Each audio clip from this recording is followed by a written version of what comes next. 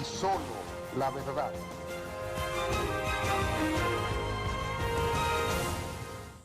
Amigos, estamos de regreso en Democracia, un espacio con transparencia donde se dice la verdad y solo la verdad, esta vez en compañía del ingeniero Ramón Alburquerque con sus temas de actualidad. Es un honor tenerlo aquí. Bienvenido, Ramón. ¿Cómo estás? Muchas gracias. Creo que el país va por buen camino a pesar de la pandemia. Lo único que no pueden hacer los dominicanos, o no podemos hacer, es deprimirnos ni sentirnos pesimistas ni derrotistas. La situación mundial, la crisis mundial sin precedentes en la historia, superior a la crisis que desató la depresión económica del 1929, es muy fuerte. Pero ¿qué ocurre?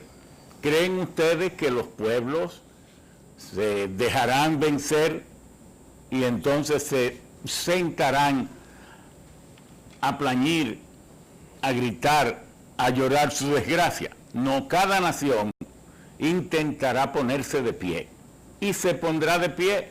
No será la primera crisis que tiene el mundo. Se levantarán. La crisis del 2008 también fue una crisis financiera tremenda, pero también el mundo se puso de pie y avanzó, porque el progreso es el resultado de los esfuerzos, del orgullo de las personas y de sus ganas de vivir y de sus ganas de triunfar. El triunfo es el sello de calidad del ser humano y por eso también lo será del pueblo dominicano. De manera que el turismo ya empieza a despegar y tendrá que alcanzar aquellos niveles que tenía prepandemia y aquellos 7 millones, y volverán las metas de completar los 10 millones en materia turística. El sector agropecuario, que ha sido eje del sostenimiento en estos tiempos y que ha podido mantenerse los precios más o menos con ligeras variaciones, pero bastante controlado, también porque la gente ha puesto de su parte y ha sentido resquemor de no abusar de una población que está tan vulnerable como lo ha estado hasta ahora. El sector salud también se repondrá. El país tiene una infraestructura hospitalaria que solo falta que le agreguemos unidades de cuidados intensivos. Ningún país se ha preparado en materia hospitalaria para acoger un porcentaje tan alto de enfermos, porque las medias de la patología, la media de la salud de los pueblos dice cuántas camas debe haber por cada 1000 habitantes. Entonces, esto podrá aumentarse.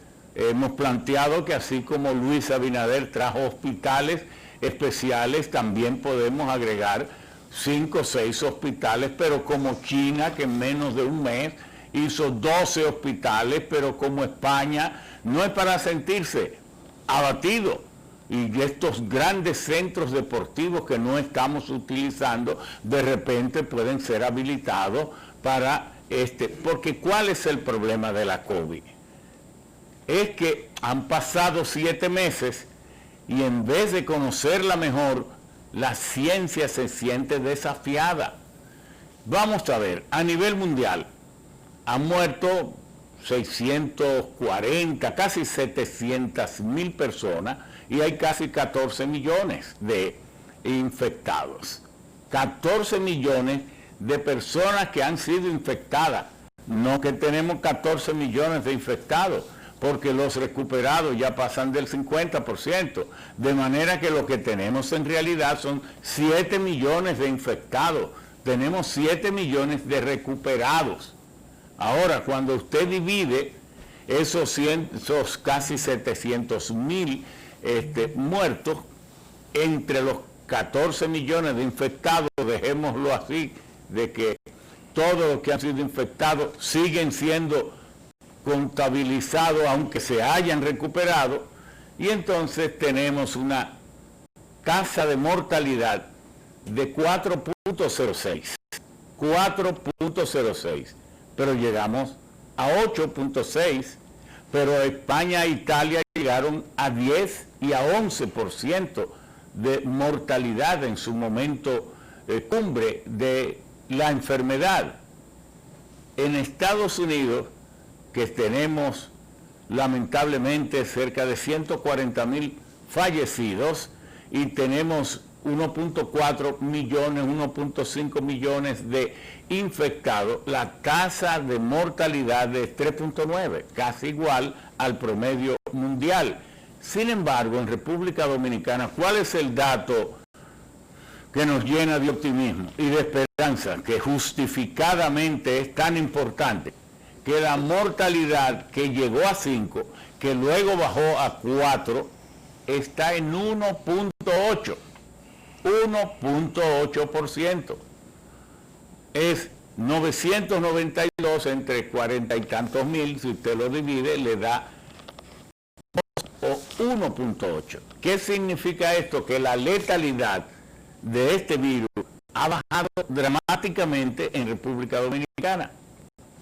Y siendo un país tan pequeño, aquí no se dará aquello de que hay muchísima gente que está muriendo por ahí, que la están botando en zafacones y en vertederos y en camiones, porque aquí todo se sabe.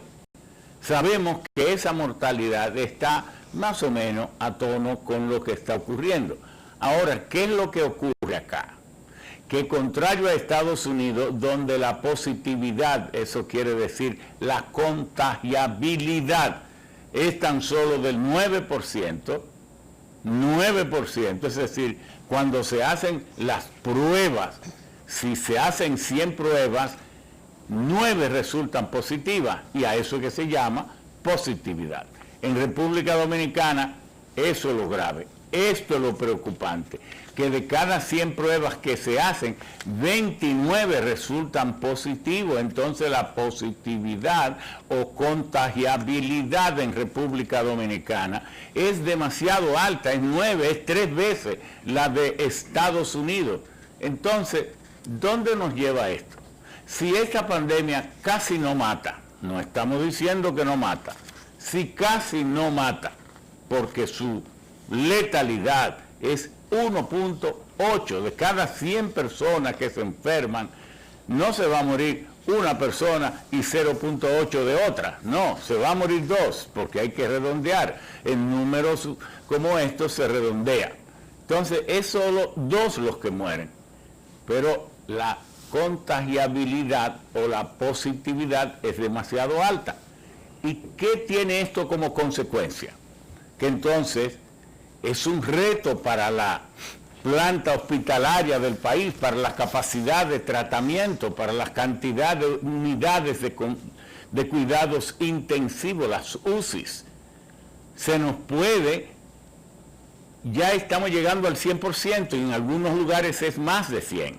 Si yo me enfermare, cosa que no quiero, ni quiere mi familia, y a lo mejor usted tampoco, ni yo quisiera que le pasara a usted, entonces, ¿dónde me van a tratar? Entonces, ese es el cuidado fundamental. No es que la pandemia, para que se vea que uno comprende el tema y que el pueblo debe comprender el tema, no es que esta pandemia esté matando tanto, es que esta pandemia está contagiando mucho. Y al contagiar mucho y a los contagiados hay que atenderlo en los hospitales, entonces corremos el riesgo de que nuestros hospitales se saturen de personas que a lo mejor no hubieran muerto, pero cuando sobrepase la capacidad de los hospitales, entonces van a morir. Usted ve cuál es el problema, por qué usted tiene que acoger los lineamientos de este plan de combate a la COVID-19. Posiblemente complejo, pero no tenemos otra opción. Pero además, usted que es razonable, sabe que vale la pena que se deje un poco de estar tomando alcohol, de esas francachelas, de esos momentos de recreación tan necesarios y que es lo que eleva la calidad de la sensibilidad, del amor, que es fundamental entre los seres humanos. nadie, ni el gobierno, ni nadie podrá entender que no sea positivo lo del acercamiento, el amor, la demostración de afecto, la recreación. Pero hay momentos en que eso no es conveniente y usted debe entenderlo. Y por eso, para que este plan sea exitoso, este plan que involucra el gobierno que sale y el gobierno que entra, este plan que también involucra a los científicos, infectólogos, epidemiólogos, neumólogos, los dominicanos que más conocen el tema. Si yo no sé de eso, debo escucharlos a ellos. Y porque además la racionalidad nos dice que cuando los hospitales están al punto del colapso, yo también estoy en peligro. Por eso es que le pedimos que este plan tiene que ser, que si se hubiese hecho desde el principio así, porque algunos dicen, pero ahora sí que el PRM está ahora muy flexible. No, el PRM ha tenido la misma línea. Ese Plutarco Arias, que vino a este programa y que ha estado también en Los Sabios en la Z, el programa que hacemos los domingos, esa Ibelice Acosta también, que también ha estado varias veces con nosotros, Mario Lama, Félix Iglesias, y un conjunto de médicos y doctoras brillantes que han luchado contra esta pandemia. Todos dijeron desde el principio, el Colegio Médico Dominicano, Waldo Ariel Suero, el pasado presidente del colegio, Wilson Roa, todos han plantearon en su momento que había que hacer una encerrona, que había que prácticamente, como dice el pueblo, trancar el país por 14 días. Bueno, no se hizo, o se hizo un poco tardío, o se hizo y se dejó relajar la disciplina. Ya esa es agua que pasó bajo el puente, y esas medidas que no tomamos no nos van a salvar de un recrudecimiento de la COVID-19. Son las medidas que el gobierno, en sentido de unidad nacional, tome y que usted respete, que todos respetemos. Por otra parte, quiero tocar otro aspecto fundamental para la vida del país, para la recuperación económica del país, para el avance de la nación, para el desarrollo de República Dominicana.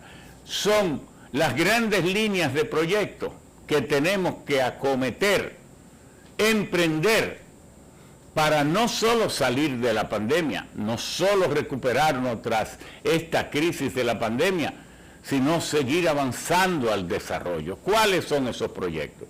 El primero de todos son los centros de operación logística para conectar República Dominicana con el mundo. 1000 veces hemos dicho que como nuestra isla está ubicada en el centro del Océano Atlántico, y el Océano Atlántico es el océano de las grandes riquezas, no es que el Pacífico no sea rico, claro que lo es, no es que el Índico no lo sea, claro que lo es.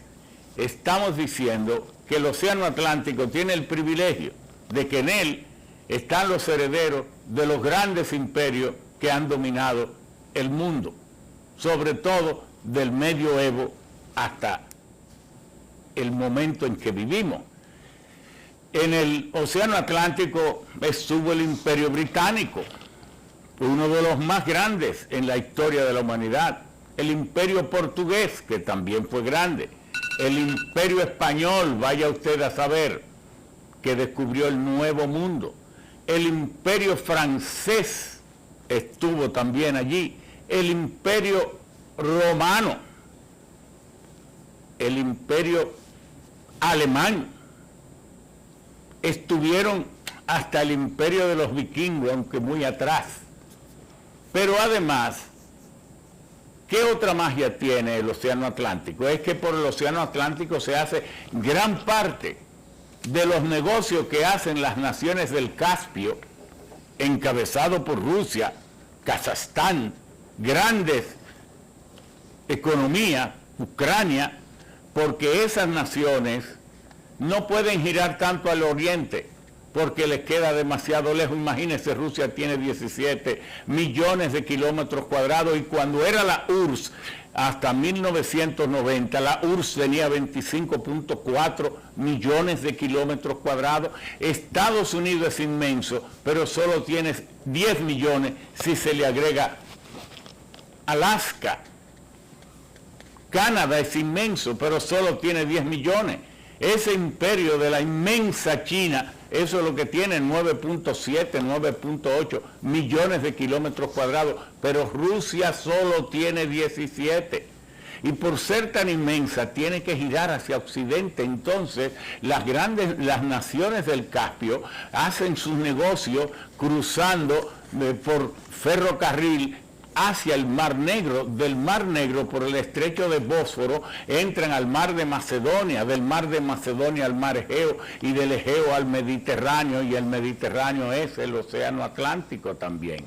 Pero en el Océano Atlántico están las naciones poderosas, modernas, actuales, como Canadá, como Estados Unidos, como Brasil, como México, como, es decir, si esta isla está en el centro del Atlántico, ¿por dónde andan entonces los flujos de riqueza en el transporte de riqueza, bienes y mercancía a nivel mundial? ¿Por el mar o por el aire? ¿Qué nos toca a nosotros? Ser lo inteligente para poder atraer esas líneas aéreas que aterricen aquí y esas grandes líneas marítimas que también descansen o se reabastezcan aquí. ¿Cuál es la magia de Singapur? Ser ese punto de contacto entre el lejano oriente, y el resto del mundo. Singapur, que usted lo oye y con tanta fama y poder económico, Singapur solo tiene 734 kilómetros cuadrados, más pequeña que la provincia de Espaillat, que tiene 832 kilómetros cuadrados. Pero usted me oyó bien, que esa provincia Moca, cuya capital o municipio cabecera es esa Espaillat, municipio cabecera es Moca, esa provincia tiene 832 kilómetros cuadrados o algo así, aproximado.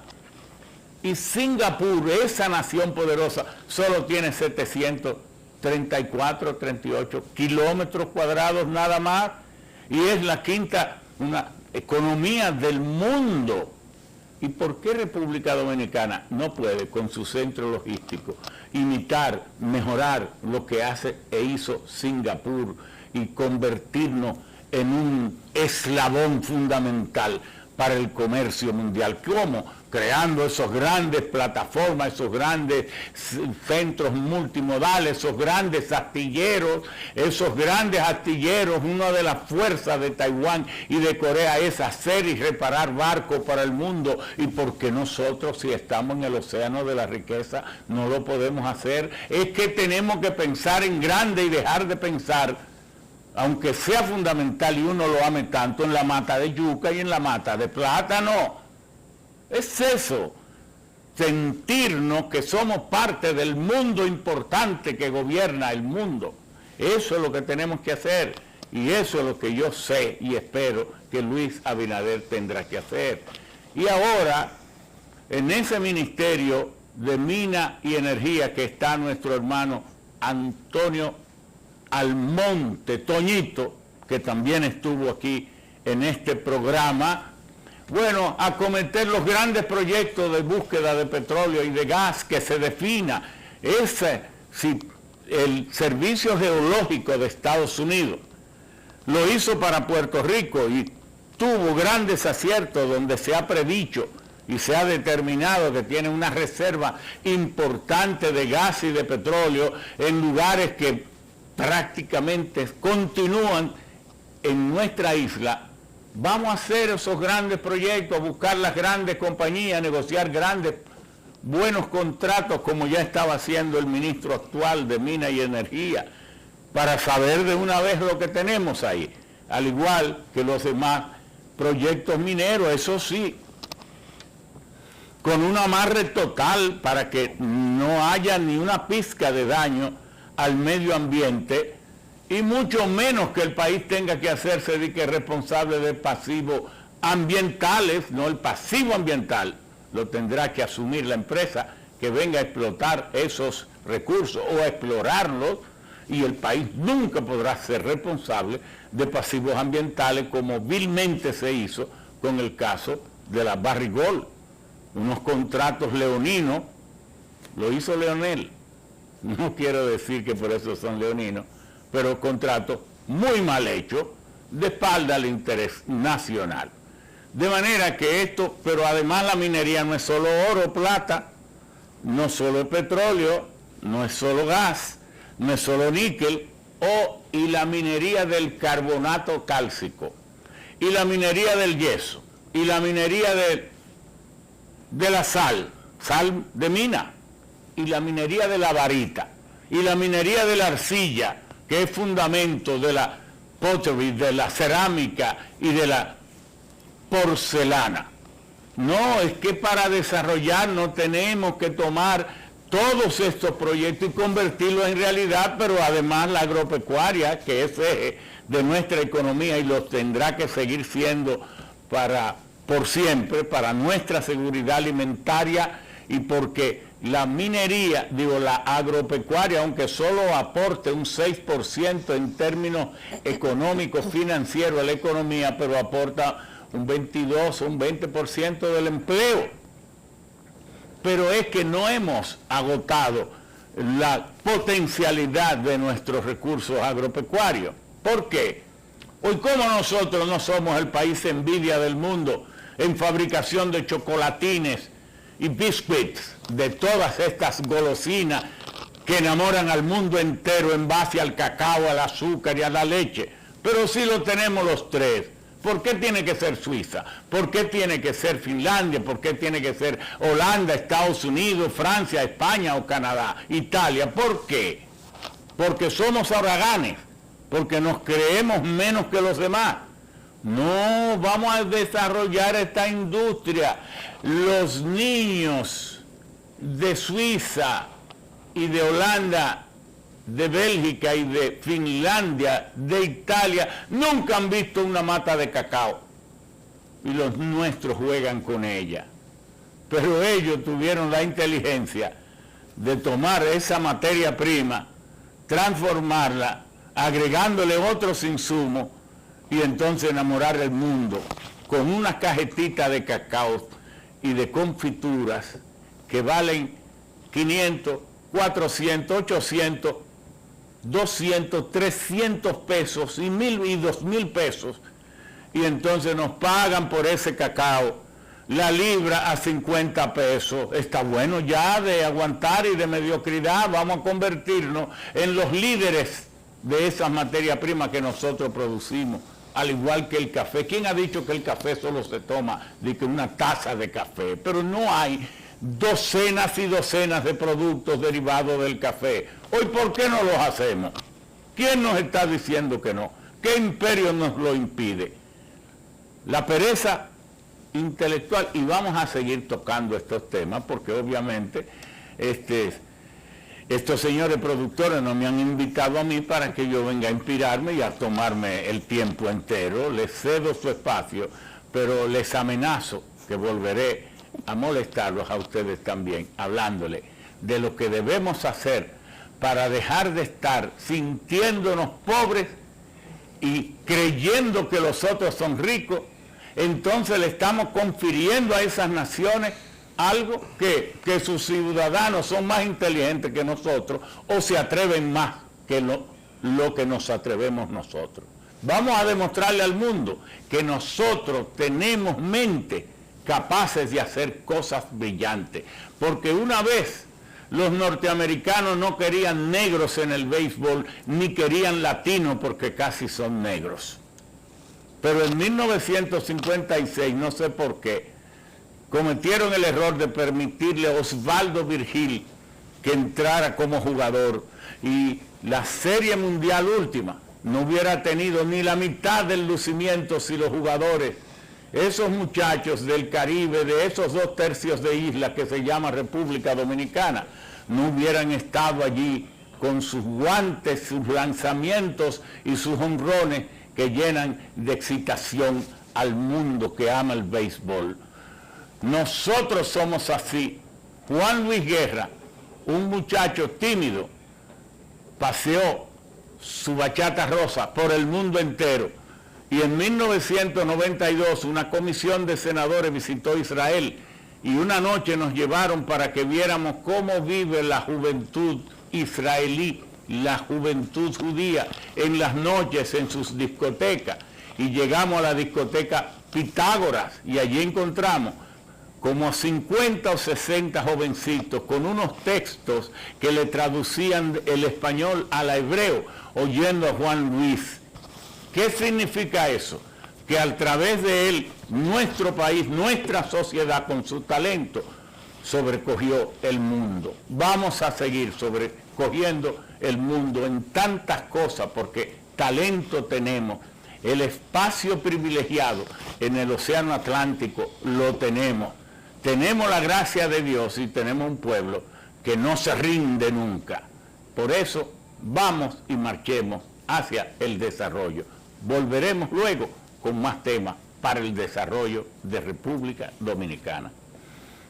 Ahora vamos a una pequeña pausa y volvemos con Democracia.